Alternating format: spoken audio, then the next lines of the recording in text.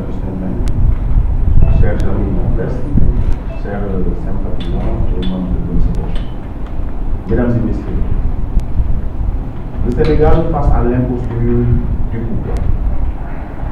Quand la rupture se transforme en illusion, le peuple sénégalais a cru à la promesse de la rupture, à cette volonté affichée de mettre fin à des pratiques politiciennes opaques et de restaurer la justice sociale et la transparence de la gestion des affaires publiques. Aujourd'hui, cette rupture ressemble plus à une illusion qu'à une réalité tangible. La confiance accordée aux responsables politiques, a été trahie par des décisions contradictoires et une flagrante cohérence dans la conduite des affaires publiques.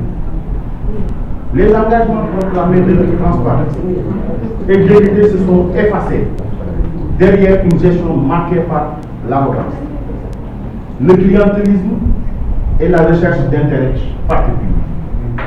Chaque mesure politique adoptée semble répondre davantage à des exigences d'intérêts étrangers ou à des réseaux particuliers qu'aux besoins réels des Sénégalais. Le constat est sévère.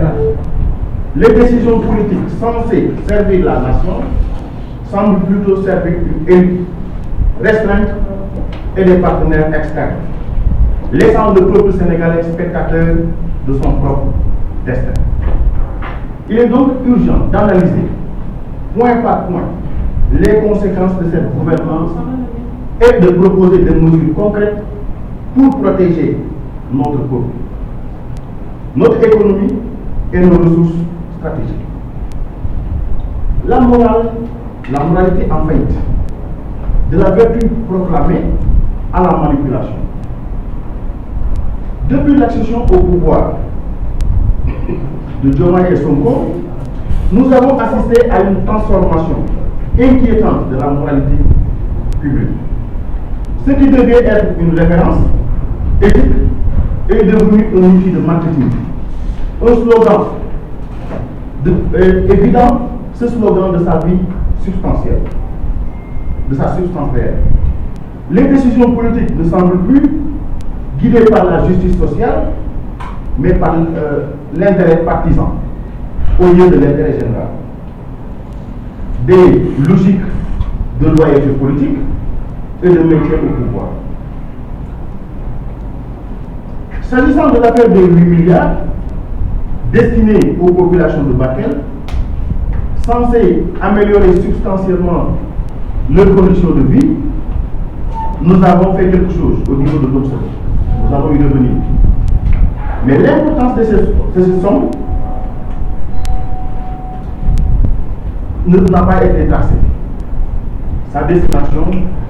Donc nous avons demandé des informations sur l'usage de cette somme, comment elle a été dépensée. Gunsourouk a saisi officiellement le pôle judiciaire et financier et compte rencontrer les députés de l'opposition afin de mettre en place une enquête parlementaire sérieuse. Cette initiative vise d'abord à établir une vérité et à tenir les Sénégalais informés, tenir les responsabilités de cette opacité face à leurs responsabilités, mais parallèlement les nominations à ces postes clés dans l'administration ont souvent privilégié des fidélités politiques à la compétence technique. Cette pratique compromet l'efficacité des institutions et affaiblit la capacité de l'État à répondre aux besoins essentiels des citoyens. La moralité dans ce contexte n'est plus un guide, mais un écran de fumée, derrière lequel s'opèrent des décisions contraires à l'intérêt général. Nous allons revenir maintenant sur ce sujet, histoire de dette cachée qui constitue un asservissement économique. La question de la dette dépasse largement la simple dimension financière. pour devenir un instrument de contrôle et de dépendance économique.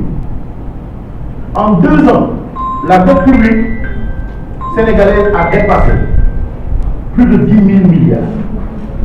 Une somme considérable qui pourtant ne se traduit pas par un développement tangible pour les populations.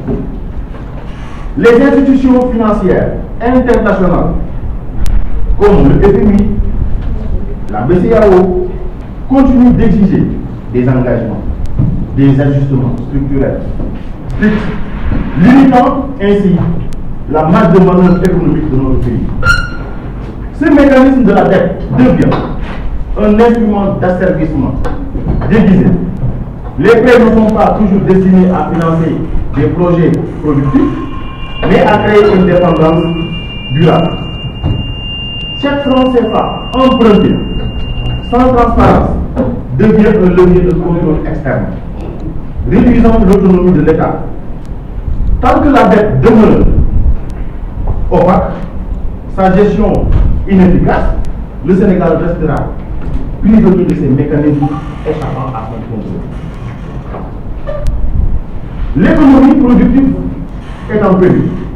Nous l'avons constaté.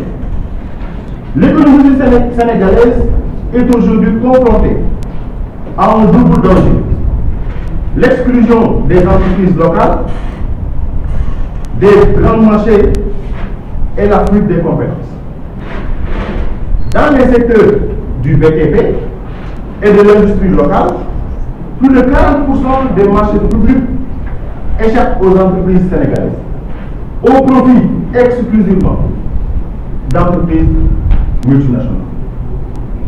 Le chômage des jeunes a atteint plus de 22% à l'échelle nationale et dépasse plus de 35% dans certaines régions